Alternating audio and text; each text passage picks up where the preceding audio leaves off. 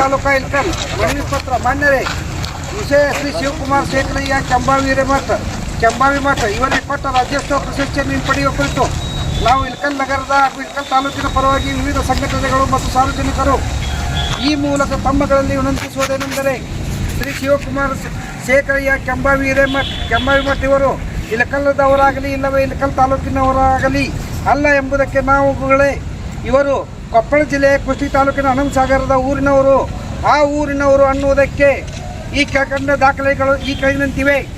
1. ಭಾರತ ಚುನಾವಣಾ ಆಯೋಗದ ಗುರುತಿನ ಚೀಟಿ, ಅದರಲ್ಲಿ ಎಪಿಕ್ ಸಂಖ್ಯೆ ಇಷ್ಟಿರುತ್ತದೆ. ಇದು ಕುಷ್ಟಗಿ ವಿಧಾನಸಭೆ ಕ್ಷೇತ್ರ ನಂಬರ್ 60 ಇದೆ. ಅದರ ಪ್ರತಿಯನ್ನು ಲಗತ್ತಿಸಿದೆ. ಆನ್ಲೈನ್ನಲ್ಲಿಯ ವೋಟರ್ ಇನ್ಫಾರ್ಮೇಷನ್ ಇದರ ಪ್ರಕಾರ ಸಂಸದೀಯ ಕ್ಷೇತ್ರ 8 ಕೊಪ್ಪಳ ಇದೆ. ಇದರ ಪ್ರತಿಯನ್ನು ಲಗತ್ತಿಸಿದೆ. ಪ್ರಾಥಮಿಕ ಕೃಷಿ ಪತ್ತಿನ ಸಹಕಾರಿ ಸಂಘ ನೇಮಿತ ಹನುಮಸಾಗರ ತಾಲೂಕಾ ಕುಷ್ಟಗಿ ಜಿಲ್ಲಾ ಕೊಪ್ಪಳ. ಇದರಲ್ಲಿ ಸಾಲಗಾರರ ಹಿಂದುಳಿದ ವರ್ಗ ಕ್ಷೇತ್ರದಿಂದ ಸನ್ 2024ರಿಂದ 29ರವರೆಗೆ ಅವಧಿ ಆಡಳಿತ ಮಂಡಳಿಯ ಚುನಾವಣೆಗೆ ಸ್ಪರ್ಧಿಸಿರುತ್ತಾರೆ. ಇದು ಕರ್ನಾಟಕ ಸಹಕಾರ ಸಂಘಗಳ ಕಾಯ್ದೆ 1959 ಕಲಂ 28A. ಈ ಆಡಳಿತ ಮಂಡಳಿಯ ಸಂಖ್ಯೆ 7 ಇದ್ದು ಈ ಪೈಕಿ ಚುನಾವಣೆ ಮೂಲಕ ಆಯ್ಕೆ ಮಾಡಬೇಕಾದ 7 ಸ್ಥಾನಗಳು ಇರುತ್ತದೆ. ರಿಟರ್ನಿಂಗ್ ಆಫೀಸರ್ ಸಹಾಯಕ ರಿಟರ್ನಿಂಗ್ ಅಧಿಕಾರಿಗಳು ಕೊಪ್ಪಳ ಕೃಷಿ ಪತ್ತಿನ ಸಹಕಾರಿ ಸಂಘ ನೇಮಿತ ಹನುಮಸಾಗರ ತಾಲೂಕಾ ಕೃಷಿ ಜಿಲ್ಲಾ ಕೊಪ್ಪಳದವರು ಸಾಕ್ಷಿಗಳಂತ ಪರಿಗಣಿಸಿ ಇವರಿಂದ ಎಲ್ಲ ದಾಖಲೆಗಳನ್ನು ತರಿಸಿಕೊಂಡು ಪರಿಶೀಲಿಸಬೇಕು. ಇವರಿಗೆ ಈ ಚುನಾವಣೆಯಲ್ಲಿ ಸಹಕಾರ ಸಂಘದ ಚುನಾವಣಾ ಪ್ರಾಧಿಕಾರದಿಂದ ನಿಗದಿಪಡಿಸಿದ ಹಂಚಿಕೆ ಮಾಡಿದ್ದು ಅದು ಕ್ಯಾಮ್ರಾ. ಈ ಹಂಚಿಕೆಗೆ ಒಪ್ಪಿಗೆ ನೀಡಿ ರಿಟರ್ನಿಂಗ್ ಅಧಿಕಾರಿ ನಿರ್ಧಾರ ಹಂಚಿಕೆ ಹೊತ್ತು ಈ ಚಿಹ್ನೆಯನ್ನು ಪಡೆದಿರುತ್ತಾರೆ. ಉಮೇದುವಾರರಾಗಿ ನಾಮಪತ್ರ ಸಲ್ಲಿಸಿರುತ್ತಾರೆ. ಅದರಲ್ಲಿ ಇವರ ನಾಮಪತ್ರಕ್ಕೆ ಸೂಚಕರು ಇರುತ್ತಾರೆ. ಅವರನ್ನು ಸಹ ಸಾಕ್ಷಿದಾರರಾಗಿ ಪರಿಗಣಿಸಬೇಕು. ನಾಮಪತ್ರದೊಂದಿಗೆ ಠೇವಣಿಯಾಗಿ ಸಂಘದಲ್ಲಿ ಜಮಾ ಮಾಡಿರುತ್ತಾರೆ. ಈ ಪಾವತಿಯನ್ನು ನಾಮಪತ್ರದೊಂದಿಗೆ ಲಗತ್ತಿಸಿದ್ದು ಕಾರಣ ಅದನ್ನು ಸಾಕ್ಷಿಯಾಗಿ ಪರಿಗಣಿಸಬೇಕು.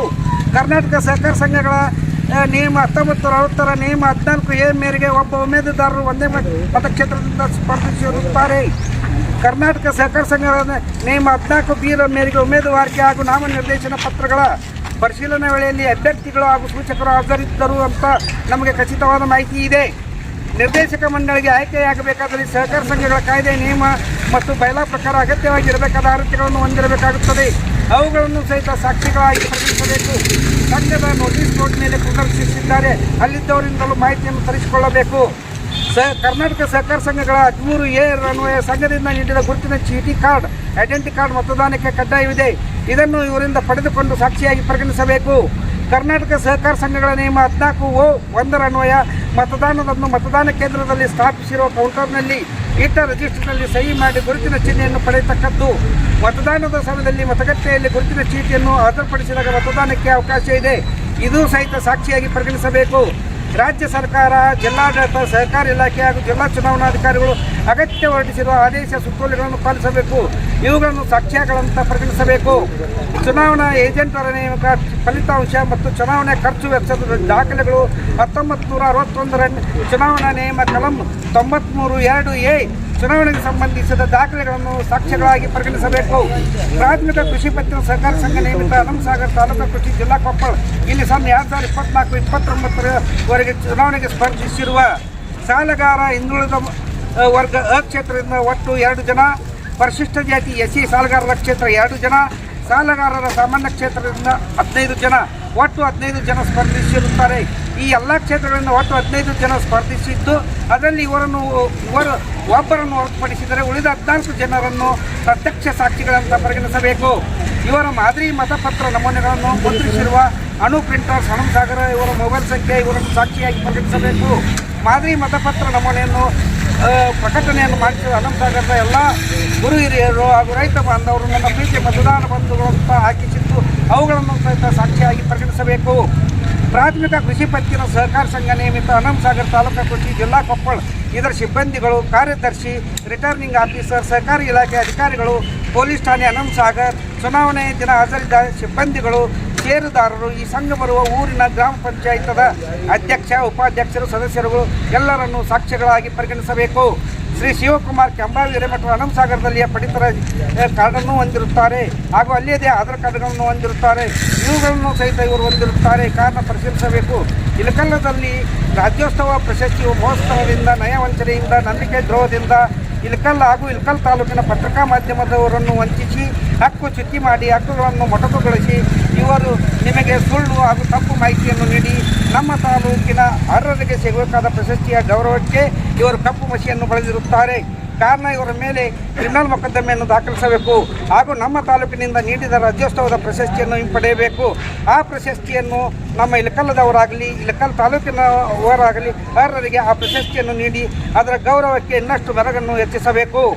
ಇವರು ಸುಳ್ಳನ್ನು ವೈಭವೀಕರಿಸಿ ಸತ್ಯ ಸಂಗತಿಗಳನ್ನು ಹಾಗೂ ವಾಸ್ತವ ಪರಿಸ್ಥಿತಿಯನ್ನು ಮುಚ್ಚಿಟ್ಟು ಸುಳ್ಳನ್ನೇ ಸತ್ಯವೆಂಬಂತೆ ಬಿಂಬಿಸಿ ಸಮಾಜಕ್ಕೆ ತೋರಿಸಿರುವುದು ಇವರ ಕಪಟತನದ ಗುರುಡುತನಕ್ಕೆ ನಾಟಕಕ್ಕೆ ತಮ್ಮಲ್ಲಿಯ ಪ್ರಶಸ್ತಿಯನ್ನು ಪಡೆದುಕೊಳ್ಳಲು ಪಾಠಪತ್ರ ದಿನಾಂಕ 28/10/2024 ಪತ್ರವೇ ಸಾಕ್ಷಿ. ಇದನ್ನು ಸಹಿತ ಸಾಕ್ಷ್ಯ ಅಂತ ಪರಿಗಣಿಸಬೇಕು. ಈ ಪತ್ರದಲ್ಲಿ ಶಿವಕುಮಾರ್ ಕೆಂಬಾವಿ ಹಿರೇಮಠ ತಂದೆ ಶೇಖರಯ್ಯ ಸಾಕಿನ್ ಇಲಕಲ್ ಜಿಲ್ಲಾ ಬಾಗಲಕೋಟೆ ನಾನು ಸುಮಾರು ವರ್ಷದಿಂದ ಕೆಲಸ ಮಾಡುತ್ತಿದ್ದು ರಾಜ್ಯೋತ್ಸವ ಪ್ರಶಸ್ತಿಗೆ ಪರಿಗಣಿಸಬೇಕಂತ ಲಿಖಿತವಾಗಿ ಸುಳ್ಳು ಹೇಳಿಕೆ ನೀಡಿ ಅದನ್ನೇ ವೈಭವೀಕರಿಸಿ ಪತ್ರ ಬರೆದಿದ್ದೆ. ಯಾರೋ ಪಟ್ಟ ದೃಶ್ಯಾವಳಿಗಳನ್ನು ತನ್ನ ಮೊಬೈಲ್ಗೆ ಹಾಕಿಕೊಂಡು ತಾನೇ ಚಿತ್ರೀಕರಣ ಮಾಡಿದ ರೀತಿ ವರದಿಯನ್ನು ಮಾಡುವುದು ಇವರಿಗೆ ರೂಢಿಯಾಗಿದೆ. ಒಂದು ವೇಳೆ ಇಲ್ಲೇ ಇವರು ವಾಸಿಸುತ್ತಿದ್ದರೆ ಹಾಗೂ ಸ್ವಂತ ಊರು ಇದಾಗಿದ್ದರೆ ಪ್ರಾಥಮಿಕ ಕೃಷಿ ಪತ್ತಿನ ಸಹಕಾರ ಸಂಘ ನಿಯಮಿತ ಹನುಮಸಾಗರ ತಾಲೂಕು ಕೃಷಿ ಜಿಲ್ಲಾ ಕೊಪ್ಪಳ ಇಲ್ಲಿ ಒಮ್ಮಿಂದೊಮ್ಮೆ ಏಕಾಏಕಿ ಚುನಾವಣೆಗೆ ಸ್ಪರ್ಧೆ ಮಾಡಲು ಬರುತ್ತದೆಯೇ? ಇವರ ಇನ್ನಷ್ಟು ದಾಖಲೆಗಳು ಸಹಿತ ಹನುಮಸಾಗರ ತಾಲೂಕು ಕೃಷಿ ಜಿಲ್ಲಾ ಕೊಪ್ಪಳದಲ್ಲಿ ಸಿಗುತ್ತವೆ. ಎಲ್ಲ ಆಯಾಮಗಳಲ್ಲಿ ಪರಿಶೀಲಿಸಿ ತನಿಖೆ ಮಾಡಿ ಇವರೊಬ್ಬ ವರದಿಗಾರ ಅಲ್ಲದಿದ್ದರೂ ಸಹಿತ ಸಾರ್ವಜನಿಕರಿಗೆ ಅಧಿಕಾರಿಗಳಿಗೆ ಸಮಾಜಕ್ಕೆ ಪತ್ರಕರ್ತರ ಮುಖವಾಡ ಹಾಕಿ ಎಲ್ಲರನ್ನು ಬ್ಲ್ಯಾಕ್ ಮೇಲ್ ಮಾಡುತ್ತಾ ತಾನು ಆಡಿದ್ದೇ ಆಟ ಹೂಡಿದ್ದೇ ಲಗ್ಗಿ ಎಂಬಂತೆ ಅಂಜಿಸುತ್ತಾ ವರ್ತಿಸುತ್ತಿದ್ದಾನೆ. ಅಲ್ಲದೆ ಸಾರ್ವಜನಿಕರಿಗೆ ಭಯಭೀತಗೊಳಿಸಿ ನಿಮ್ಮ ಬಗ್ಗೆ ಅಪಪ್ರಚಾರ ಮಾಡುತ್ತೇನಂತ ಬೆದರಿಸುತ್ತಾನೆ. ಕಾರಣ ಇವರ ಮೇಲೆ ಗುಂಡಾ ಕಾಯ್ದೆಯಡಿ ಕ್ರಿಮಿನಲ್ ಪ್ರಕರಣ ದಾಖಲಿಸಿ ನಮ್ಮ ಜಿಲ್ಲೆಯಿಂದ ಗಡ್ಪಾರು ಮಾಡಬೇಕು ಅಂತ ಈ ಮೂಲಕ ಒತ್ತಾಯ ಮಾಡುತ್ತೇವೆ. ಇವರು ದಾಖಲೆಗಳನ್ನು ತಮಗೆ ಬೇಕಾದ ರೀತಿಯಲ್ಲಿ ಬೇಕಾಬಿಟ್ಟಿಯಾಗಿ ತಮ್ಮಗಳ ಮನಸೋ ಇಚ್ಛೆಯಂತೆ ಸೃಷ್ಟಿಸಿಕೊಳ್ಳುತ್ತಾರೆ. ಇವರ ನೀತಿಯು ಅನುಕೂಲ ಸಿಂಧು ನೀತಿ, ಕಾನೂನು ಬಾಹಿರ ಕೃತ್ಯಗಳನ್ನು ಎಸಗುವುದರಲ್ಲಿ ನಿಶ್ಚಿತರಾಗಿದ್ದಾರೆ. ಇವರು ವರದಿಗಾರ ಹೆಸರಿನಲ್ಲಿಯೇ 4-5 ತರನಾದ ವರದಿಗಾರಿಕೆಯನ್ನು ಮಾಡುತ್ತಾರೆ. ಹನುಮಸಾಗರದಲ್ಲಿ ಗ್ರಾಮದ ವರದಿಗಾರನಾಗಿ, ಕುಷ್ಟಗಿ ತಾಲೂಕಿನ ವರದಿಗಾರರಾಗಿ, ಕೊಪ್ಪಳ ಜಿಲ್ಲೆಯ ಜಿಲ್ಲಾ ವರದಿಗಾರನಾಗಿ, ಇದು ಅಲ್ಲದೆ ಇಲಕಲ್ದಲ್ಲಿ ವರದಿಗಾರನಾಗಿ, ಜೊತೆಗೆ ದೃಶ್ಯ ಮಾಧ್ಯಮ ವರದಿಗಾರನಾಗಿ ವರದಿಯನ್ನು ಮಾಡುತ್ತಾರೆ. ಈ ಎಲ್ಲ ಮೇಲ್ಕಂಡ ಅಂಶಗಳ ಹಿನ್ನೆಲೆಯಲ್ಲಿ ಭಾರತ ನಾಗರಿಕ ಸುರಕ್ಷಾ ಕಾಯ್ದೆ 2023, ಪತ್ರಿಕಾ ಕಾಯ್ದೆ, ಗುಂಡಾ ಕಾಯ್ದೆ ಹಾಗೂ ಇತರೆ ಕಾಯ್ದೆಗಳಲ್ಲಿ ಅವರ ಮೇಲೆ ಮೊಕದ್ದಮೆ ದಾಖಲಿಸಿ ಸೂಕ್ತ ಕಾನೂನು ಕ್ರಮವನ್ನು ಜರುಗಿಸಬೇಕಾಗಿ ವಿನಂತಿ. ಈ ಮನವಿಯ ಪ್ರಕಾರ 3 ದಿನದಲ್ಲಿ ಕಾನೂನು ಕ್ರಮ ದಾಖಲಿಸಿ ಕ್ರಮವನ್ನು ಕೈಗೊಳ್ಳದಿದ್ದಲ್ಲಿ ತಮ್ಮ ಕಚೇರಿಯ ಮುಂದೆ ಕಾನೂನು ಕ್ರಮವನ್ನು ಇವರ ಮೇಲೆ ಕೈಗೊಳ್ಳುವ ತನಕ ಧರಣಿಯನ್ನು ಕೈಗೊಳ್ಳಲಾಗುವುದು ತಿಳಿಯಿರಿ.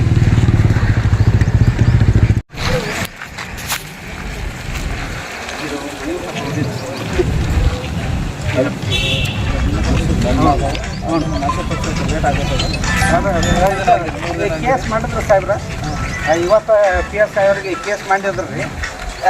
ಅವು ಇದು ಮಾಡ್ತಾರೆ ಸರ್, ಅವು ಕೇಸ್ ಮಾಡಿ ಮನವಿ ಪತ್ರದಲ್ಲಿ 25 ಅಂಶಗಳ ಬಗ್ಗೆ ಈಗಾಗಲೇ ಅವರು ಸಾಕ್ಷ್ಯಗಳನ್ನು ಹಾಕಿ ಇದನ್ನು ತೆಗೆದುಕೊಳ್ಳಬೇಕು, ಅವರ ವಿರುದ್ಧ ಕ್ರಮ ಕೈಗೊಳ್ಳಬೇಕು ಮತ್ತು ಇಂದ ರಿಟರ್ನ್ ಆಗಿದ್ದು ಯಾರಿದ್ದರೂ ಪುಷ್ಟಿಯೊಳಗೆ ಅವರಿಂದ ಮಾಹಿತಿ ತಪ್ಪಬೇಕು ಅನ್ನುವಂಥದ್ದನ್ನು ಮನವಿ ಪತ್ರದಲ್ಲಿ ಅದನ್ನು ನಾವು ತಕ್ಷಣವೇ ಅವರಿಗೆ ಆಗುವವರಿಗೆ ಪತ್ರ ಬರೆದು ಏನೇನು ಸಾಕ್ಷಿಗಳಿಗೆ ಬೇಕಾಗಿದೆ ಎಲ್ಲರೂ ಎಲ್ಲ ಜರುಗ್ತಿದೆ. ಈ ಸಾಗುಗಳೆಲ್ಲರೂ ಒಂದು 20-30 ಜನ ಕೂಡಿ ಶಾಂತ ರೀತಿಯಿಂದ ಈ ಕಚೇರಿ ಮನವಿ ಸಲ್ಲಿಸಬೇಕಾಗಿ ತಾಲೂಕು ಆಡಳಿತ ಪರವಾಗಿ ನಮಗೆಲ್ಲರೂ ಅಂತರ್ನ ಬಿಟ್ಟು ನಮ್ಮ ತಾಲೂಕಿನವ್ರು ಬಿಟ್ಟು ಕೇಟ ನೀವು ಇನ್ನೊಂದು ತಾಲೂಕಿನವ್ರಿಗೆ ರಾಜ್ಯೋತ್ಸವ ಪ್ರಶಸ್ತಿ ಕೊಡ್ತಾರಪ್ಪ ಅಂದ್ರೆ ಇದು ಯಾಕಂದ್ರೆ ನಮ್ಗೆ ಸರಿ ಅನ್ಸೋದು. ಈಗ ಕೊಟ್ಟು ಹೋಗ್ತಾರೆ ಅನ್ನೋದು ಕಾಟಾಚಾರಕ್ಕೆ ನಾವು ಏನು ಕೊಟ್ಟಿಲ್ಲ. ಈ ಕ್ಷಣನ ನೀವು ಏನು ಒಂದು ವಾರ ತಗೊಂತೀರೋ ಒಂದು 15 ಇಲ್ಲ, 1 ವಾರ ಅಲ್ಲ, 3 ದಿವಸ ಕೊಟ್ಟಿವಿ. 3 ದಿವಸ ಖಂಡಿತ ನಾವು ಮಾಡಬೇಕು. ಯಾಕಂದ್ರೆ ವಿಶೇಷ ಸಿಬ್ಬಂದಿಯನ್ನು ನೇಮಿಸ್ರಿ. ಯಾವ ರೀತಿ ನೀವು ನಮ್ಗೆ ಅದು ಮತ್ತೆ ತಾವು ಕೇಸ್ ಮಾಡಿಬಿಡ್ರಿ ಸಾಹೇಬ್ರ, ದಯವಿಟ್ಟು ಕೇಸ್ ಮಾಡಿ. ಆಯ್ಕೆ ಸಮಿತಿ ಅದರಲ್ಲ ಸದ್ಯ ಅವ್ರನ್ನ ಆಯ್ಕೆ ಸಮಿತಿ ಮಾಡಿದ್ದೇವೆ. ಆಯ್ಕೆ ಸಮಿತಿ ಇದ್ರೆ ಅವ್ರು ತೆಗೆದಾಕ್ರಿ ಯಾರು ಅವ್ರಿಗೆ ಒಂದು ನಾವು ಒಂದು 4 ದಿನ ಬೇಕಾಗ್ತದೆ. ಅವ್ರಿಗೆ ನೋಟಿಸ್ ಕೊಟ್ಟು ಇಲ್ರಿ ಸರ್, 4-5 ದಿವಸ ಅವ್ರಿಗೆ ಒಂದು ಈಗ ತಕ್ಷಣ ಹೊಂದಿಸ್ರಿ ಸರ್. ತಾಲೂಕು ದಂಡಾಧಿಕಾರಿಗಳು ಸಹಿತ ಇದ್ದೀರಿ. ದಯವಿಟ್ಟು ಕಾನೂನು ಮೂಲಕ ಮತ್ತು ರಬ್ಬರ್ ಇಲಾಸ್ಟಿಕ್ ಎಳಿಬೇಡ್ರಿ ಸಾಹೇಬ್ರ, ವಿನಂತಿ ಐತಿ. ಯಾಕಂದ್ರೆ ತಾವು ಐಕ್ಯ ಸಮಿತಿ ಪದಾಧಿಕಾರಿಗಳಂದ್ರೆ ಮತ್ತು ಅವ್ರಿಗೆ ಏನಾದರೂ ಕುಷ್ಟಗಿ ತಾಲೂಕದವ್ರು ನೇಮಿಸಿರೇ ಹಂಗೆ ಅದು ವಿವರ ಕೇಳ್ರಿ. ಮತ್ತು ನಮ್ಗೆ ಯಾಕೆ ಕೊಪ್ಪಳ ಜಿಲ್ಲಾದವ್ರು ನೇಮಿಸಿದ್ರೆ ಅವ್ರು ಹನುಮಸಾಗರ ನೇಮಿಸಿದ್ರೆ ಆಯ್ಕೆ ಮಾಡಿದ ತಪ್ಪಿಲ್ಲ. ಅದಕ್ಕೆ ದಯವಿಟ್ಟು ಇಲ್ಲೇ ಸ್ಥಳೀಯರಾದಾರ 4-5 ದಿವಸ ಬೇಕಾಗೋದಿಲ್ಲ. ನೀವು ಈ ಸದ್ದ ಅದೇ ಫೋನ್ ಮಾಡಿ ಸದ್ದು ಬರಬೇಕು, ಇಲ್ಲ ಅವ್ರನ್ನೂ ಸೇರಿಸಿ ತಮ್ಮನ್ನು ಸೇರಿಸಿ ನಾವು ಮತ್ತೆ ಕ್ರಿಮಿನಲ್ ಕೇಸ್ ಮತ್ತು ಅದರ ಇದಕ್ಕೆ ಆ್ಯಕ್ಟಿವಿಟೀಸ್ ಮಾಡಿಸ್ಬೇಡ್ರಿ ಸಾಹೇಬ್ರ, ದಯವಿಟ್ಟು ಮುಂದುವರಿಸ್ಬೇಡ್ರಿ. ಈಗ ಈ ಪ್ರತಿಯೊಂದು ಜಿಲ್ಲಾಧಿಕಾರಿಗಳಿಗೆ, ಮಾನ್ಯ ಮುಖ್ಯ ಕಾರ್ಯದರ್ಶಿಗಳಿಗೆ, ಸಂಬಂಧಪಟ್ಟಂಥ ಕನ್ನಡ ಮತ್ತು ಸಂಸ್ಕೃತಿ ಇಲಾಖೆಯ ಪ್ರಧಾನ ಕಾರ್ಯದರ್ಶಿಗಳಿಗೆ ಎಲ್ಲರಿಗೂ ನಾವು ಕೊಟ್ಟಿದ್ದೀವಿ.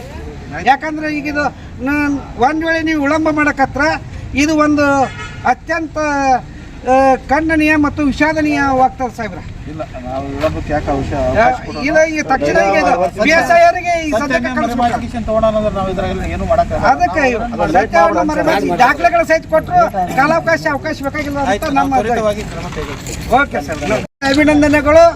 ಇಲ್ಲಿಗೆ ಈಗ ಈ ನಮ್ಮ ಕಾರ್ಯಕ್ರಮವನ್ನು ಮುಗೀತು. ಮೊನ್ನೆ ತಹಸೀಲ್ದಾರ್ ಸಾಹೇಬರು ಕ್ರಮ ತಗೋತೀನಿ ಅಂತಂದಾರ. ನಾವು ಕಾಯ್ದು ನೋಡೋಣ.